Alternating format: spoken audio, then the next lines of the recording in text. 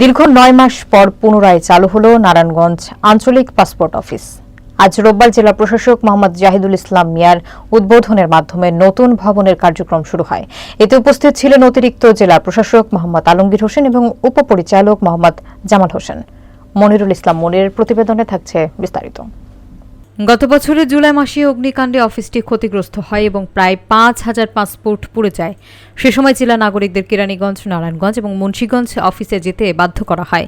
ফলে হয়রানি এবং দালাল চক্রের দৌরাত্ম্য বেড়ে যায়। নতুন ভবনে উন্নত নিরাপত্তা এবং ডিজিটাল অবকাঠামোর মাধ্যমে দ্রুত ও সহজ সেবা নিশ্চিত হবে বলে জানিয়েছে কর্তৃপক্ষ।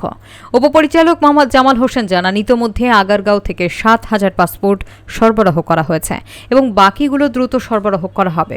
জেলা প্রশাসক জানান, দালালমুক্ত পরিবেশ নিশ্চিত করতে কঠোর ব্যবস্থা গ্রহণ করা হবে। প্রয়োজনে মোবাইল কোর্ট পরিচালনা করা হবে। স্থানীয় নাগরিকরা নিজেদের এলাকায় পাসপোর্ট সেবা ফিরে পেয়ে সন্তোষ প্রকাশ করেছেন। দীর্ঘ প্রায় ৯ মাস পর আঞ্চলিক পাসপোর্ট অফিস নারায়ণগঞ্জের কার্যক্রম আজকে আমাদের মহাপরিচালক মহোদয়ের নির্দেশে কার্যক্রম শুরু হতে যাচ্ছে।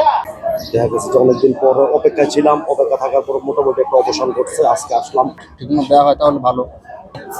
বাসের জন্য খুবই অসুবিধা ছিল, বাইরে যেতে মিরপুর যেতে, এটার জন্য আমাদের সবার জন্য ভালো। নারায়ণগঞ্জ বাসের জন্য বিশেষ করে পাসপোর্ট হচ্ছে একজন নাগরিকের তার জাতীয়তা এবং তার নাগরিকের একটি পরিচয়ের অন্যতম একটি ডকুমেন্ট।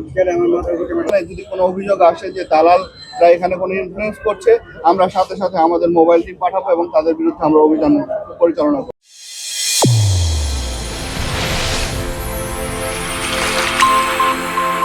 চ্যানেল A1 হৃদয়ের স্পন্দন।